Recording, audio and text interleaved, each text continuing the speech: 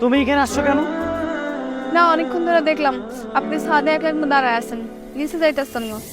ভাবলাম দুঃখে কষ্টে মনে হয় আবার সুইসাইড করতে আইছেন নাকি, এগুলো একটু খোঁজ খবর নিতে। ফাইজলামি করো তুমি আমার সাথে? হয় আল্লাহ, এটি কি কর? আপনার লোক আমি ফাইজলামি করুন কেমনে? আপনি আছেন কি আমার মনিব, আপনার লোক কি আমার ফাইজলামি করা যায়? আপনি যদি আমার বস্তির কেউ হইতেন তাহলে না একটু আপনার লোক ফাইজলামি করেন যেত।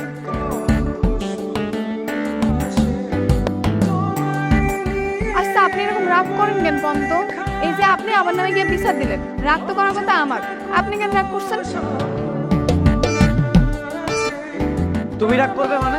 তোমারও রাগ আছে? এটা আবার কি কর? আপনি বড় লোক দেখে কি আপনার একাই রাগ থাকতে পারে? আমি গরিব দেখে কি আমার কোনো রাগ নাই? মানে আমি না একটা জিনিস বুঝি না, তুমি একটা মেয়ে মানুষ এত বক বক করো কিভাবে? এত কথা কোথা থেকে আসে? আপনি আমার দেখেই কোন আমি নাকি এত কথা কই? তাহলে তো আপনি কিছু জানেনই না। শুনেন, আমার যে বড় বোন আছে না, ওই পুরানা উইনা যান এমন করেন কেন?